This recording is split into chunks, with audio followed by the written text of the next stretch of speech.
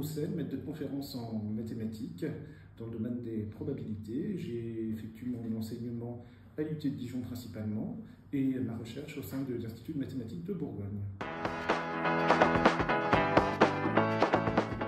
Eh bien, je travaille dans les probabilités à l'interface entre trois sous-spécialités que sont l'étude des marches aléatoires, l'étude de la géométrie aléatoire et la théorie des valeurs extrêmes.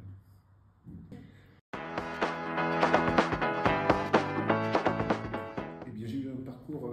assez classique, purement universitaire. J'ai commencé ma licence à Rouen, puis j'ai continué en master, où j'ai fait des rencontres d'enseignants avec qui le feeling est très bien passé et qui ont concocté un sujet de thèse sur mesure pour moi, et j'ai poursuivi durant 3 ans avec eux. Et puis j'ai eu une année de poste d'ATER, attaché temporaire d'enseignement et de recherche, qui est un poste provisoire. J'étais à l'époque à Nanterre, et après j'ai obtenu mon poste à Dijon.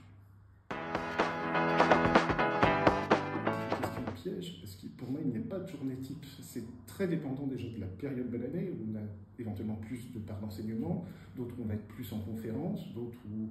on va avoir aussi des aspects administratifs à gérer puisqu'on gère aussi la vie de l'établissement, et c'est donc un métier dans lequel on ne s'ennuie pas parce qu'il n'y a pas de routine. Je travaille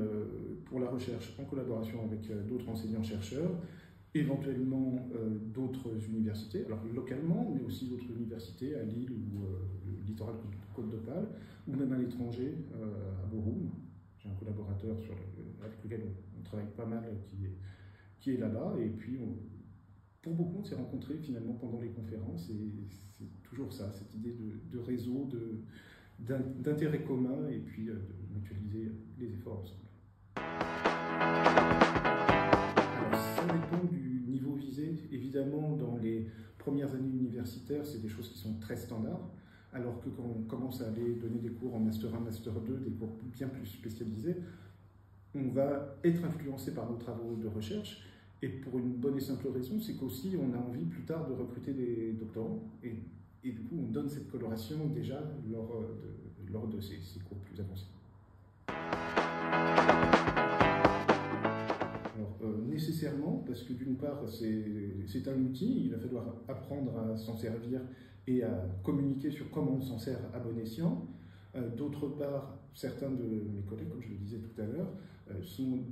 eux-mêmes au cœur du développement de l'intelligence artificielle et sont nécessairement influencés par son essor.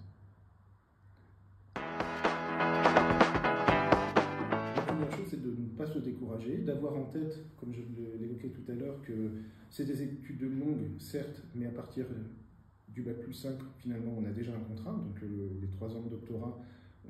on a le double statut encore étudiant, et puis pour autant, on a une rémunération, donc c'est agréable, et de bien choisir les questions, et au départ, du coup, de faire confiance à des directeurs de thèse en qui on a confiance.